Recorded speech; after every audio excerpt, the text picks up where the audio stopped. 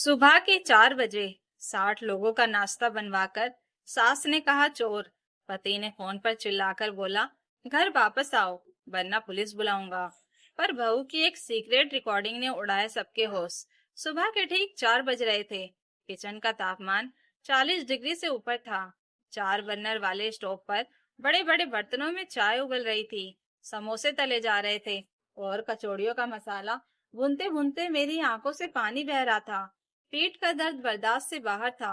तभी पीछे से मेरी सास निर्मला देवी की तीखी आवाज आई, हाथ जल्दी चलाओ पलक। सुबह 6 बजे की ट्रेन से बनारस वाले फूफा जी और उनका पूरा परिवार आ रहा है। कुल 60 लोग हैं। अगर 7 बजे तक डाइनिंग टेबल पर कचौड़ी समोसे जलेबी पोहा और मिष्टी दो ही नहीं सजी तो याद रखना मेरे मायके वाले थू थू करेंगे कि कैसे कामचोर बहू चुनकर लाई हूँ। मैंने पसीना पोंछते हुए बगल में खड़े अपने पति विनीत की तरफ देखा। मुझे उम्मीद थी कि वह कुछ कहेगा। कल रात 12 बजे जब अचानक इस भारी भरकम नाश्ते का फरमान सुनाया गया था, तब भी वह चुप था। और अब भी वह अपने आईफोन पर स्क्रॉल करते हुए बिना नजर उठाए बोला, पलक, माँ जो कह रही हैं वो कर लो ना। बस आज सुबह की ही तो बात है, इतना इशू क्यों बना रही हो। बस आज सुबह गुरुग्राम के सेक्टर 54 की सालिसान 4 BH के फ्लैट में, जहां बाहर नेम प्लेट पर निर्मला निवास लिखा था, वहां पिछले 3 साल से मेरी हर सुबह ऐसे ही शुरू होती थी। बाहर की दुनिया के लिए विनीत एक बड़ी सॉफ्टवेयर कंपनी का सीनियर मैनेजर था और निर्मला देवी एक संस्कारी धार्मिक महिला। लेकिन इस घर की चारदीवारी के भीतर मैं सिर्फ एक मुफ्त की रसोइया और नौकरानी थी। शादी से पहले मैं नोएडा के एक नामी टेक स्टार्टअप में बतौर डेटा एनालिस्ट का काम करती थी। मेरा पैकेज 12 लाख का था। लेकिन शादी के दूसरे ही महीने निर्मला देवी ने कहा, हमारे घर की बहुएं बाहर नौकरी करके घर की बरकत नहीं उड़ाती। विनीत ने तब भी उनका ही साथ दिया था। मेरी कारपोरेट आईडी, लैपटॉप और बैंक अकाउंट के क्रेडेंशियल्स धीरे धीरे निर्मला देवी के कब्जे में चले गए। अरे, अभी तक जलेबी का बैटर तैयार नहीं हुआ। निर्मला देवी ने कढ़ाई के पास आकर चिल्लाया, कैसी निकम्मी लड़की है, जरा सा काम क्या दे दो मुंह लटक जाता है। विनीत, अपनी इस लाडली को समझाओ वरना मुझे कुछ और कदम उठाना पड़ेगा। विनीत ने तुरंत से हिलाया, पलक, माँ का मूड मत खराब करो, जल्दी हाथ चलाओ। मैंने विनीत की आंखों में देखा। वहां कोई अफसोस नहीं था, सिर्फ एक डरपोक बेटे की लाचारी थी जो अपनी माँ के सामने रीढ़ विहीन हो जाता था। उस पल खोलते हुए तेल की आंच से ज्यादा बड़ी आंच मेरे अंदर जली। 3 साल का दबा हुआ गुस्सा एक झटके में शांत ठंडे फैसले में बदल गया। मैंने कुछ नहीं कहा। मैंने सुबह 6:15 बजे सारा नाश्ता तैयार कर दिया। डाइनिंग टेबल पर 5 बड़े बर्तनों में गर्मा गर्म खाना सजा दिया। इसके बाद मैं सीधे बेडरूम में गई। अपनी अलमारी से सिर्फ एक छोटा सा बैग पेन निकाला जिसमें मेरी डिग्रियां, मेरा आधार कार्ड और एक पुराना छोटा स्मार्टफोन था जिसे मैंने निर्मला देवी की नजर से छिपा कर रखा था। मैंने कोई जेवर नहीं छुआ, ना ही विनीत के दिए हुए कपड़े लिए। डाइनिंग टेबल पर खान पान की कढ़ाई के बगल में मैंने सफेद कागज पर काले पेन से एक नोट लिखा, 60 लोगों का नाश्ता तैयार है, लेकिन इस घर को संभालने वाली पलक अब हमेशा के लिए जा चुकी है। सुबह 6:30 बजे जब विनीत और उसकी माँ बेडरूम में सो रहे थे, मैं लिफ्ट से नीचे उतरी और सीधे सोसाइटी के गेट के बाहर आ गई। मैंने एक उबर बैग को बुक की। डेस्टिनेशन था नई दिल्ली रेलवे स्टेशन। गाड़ी जैसे ही नेशनल हाईवे 48 पर चढ़ी, मेरे हाथ में मौजूद उस गुप्त फोन की स्क्रीन चमक उठी। विनीत का नंबर था। मैंने कॉल रिसीव की। उधर से विनीत की आवाज किसी फटे हुए लाउड स्पीकर की तरह गूंजी, पलक, ये क्या बकवास है, तुम घर छोड़कर कहाँ भाग गई हो। माँ रो रही है, फूफा जी और उनका पूरा खानदान आ चुका है। डाइनिंग टेबल पर तुम्हारा ये घटिया नोट पड़ा है। तुमने पूरे समाज में हमारी इज्जत का कचरा कर दिया है। तुरंत वापस आओ। मैंने कैब की खिड़की का शीशा थोड़ा नीचे किया। दिल्ली की ताजी हवा मेरे चेहरे पर लग रही थी। मैंने बेहद शांत आवाज में कहा, खाना तो मिल गया ना विनीत, मेहमानों को भूखा नहीं रहना पड़ेगा। तुम पागल हो गई हो क्या? विनीत चीखा, बात खाने की नहीं है, बात हमारे खानदान की प्रतिष्ठा की है। माँ कह रही है कि तुम घर से भागने के लिए कल रात से ही प्लान बना रही थी। और सुनो, माँ ने अभी अभी अपनी अलमारी चेक की है, लॉकर खुला हुआ है। माँ के पुश्तैनी सोने के कंगन और 5 लाख रुपए कैश गायब है। माँ कह रही है कि तुम चोर हो और किसी के साथ भाग गई हो। विनीत की आवाज में अब एक अलग तरह की धमकी थी। पलक, सीधे घर आओ, वरना पापा पुलिस को फोन लगा रहे हैं। तुम पर चोरी का केस दर्ज होगा और तुम सीधे जेल जाओगी। विनीत की यह बात सुनते ही मेरी रीढ़ में एक सिरहन दौड़ गई, लेकिन डर की नहीं, एक गहरी साजिश की बू आ रही थी। लॉकर की चाबी तो हमेशा निर्मला देवी के तकिए के नीचे होती थी। मैंने तो लॉकर छुआ तक नहीं था। तभी फोन के बैकग्राउंड से निर्मला देवी की आवाज आई, फोन मुझे दो विनीत।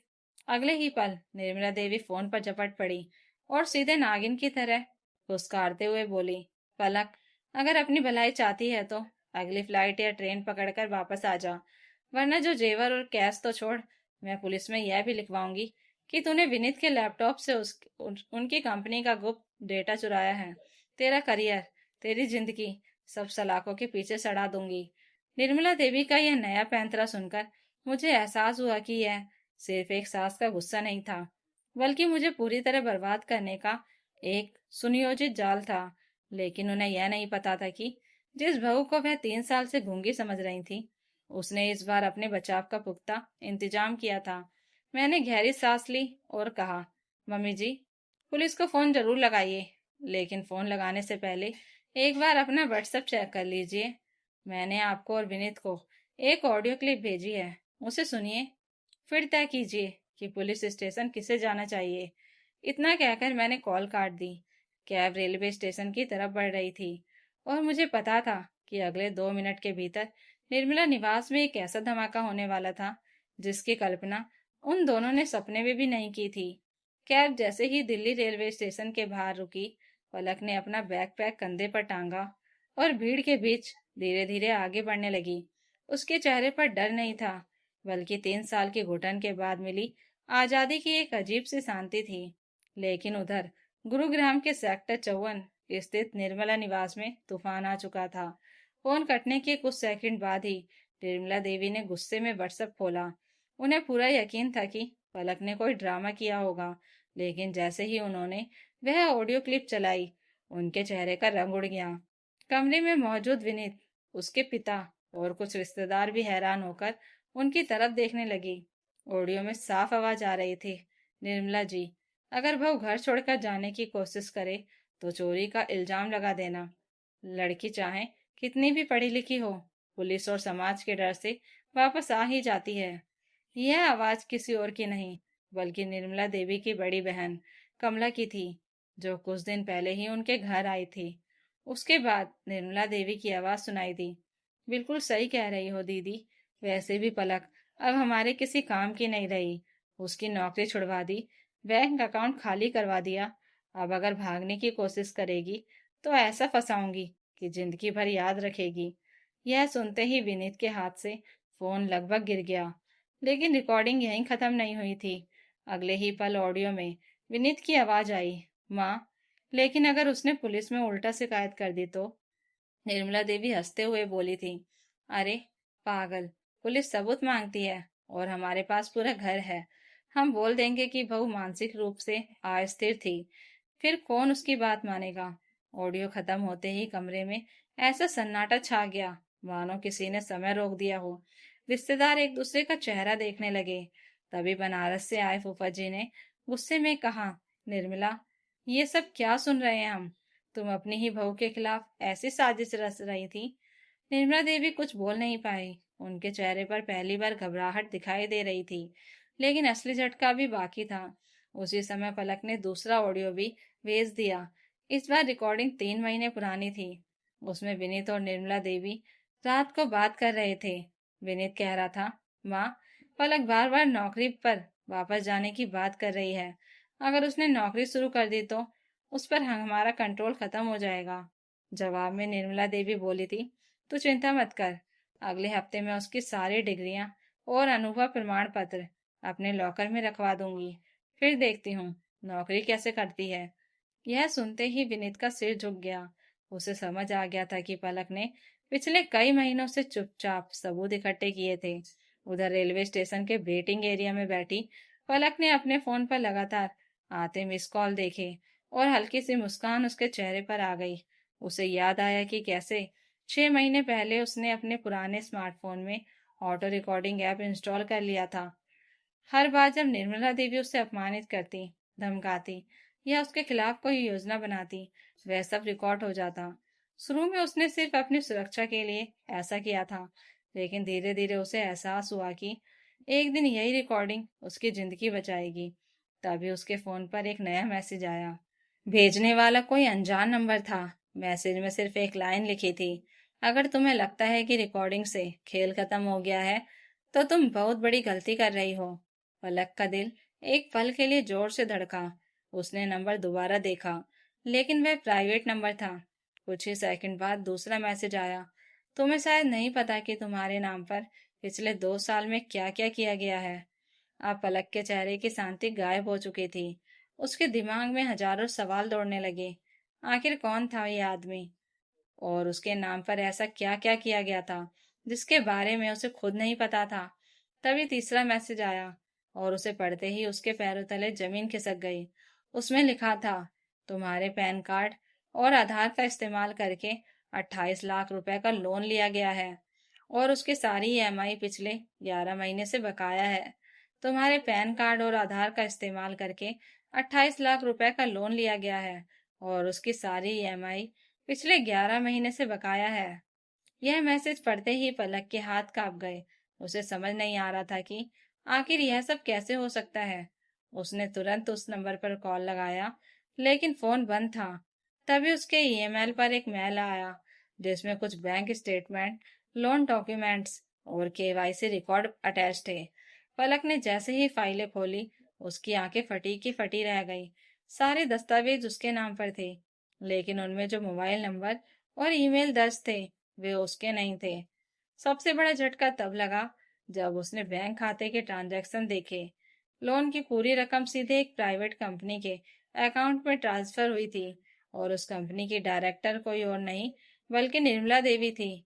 पलक को अब सब समझ आ चुका था कि मामला सिर्फ घरेलू अत्याचार का नहीं, बल्कि करोड़ों की फ्रॉड का था। उसने तुरंत अपने पुराने ऑफिस के दोस्त और वकील निहारिका को फोन किया। निहारिका ने सारे दस्तावेज देखने के बाद कहा, पलक, अभी इसी वक्त दिल्ली साइबर सेल और महिला आयोग में शिकायत दर्ज करो। ये लोग तुम्हें सिर्फ बहू नहीं, मोहरा समझकर इस्तेमाल करते रहे हैं। उसी शाम शिकायत दर्ज हो गई। दूसरी तरफ निर्मला निवास में माहौल पूरी तरह बदल चुका था।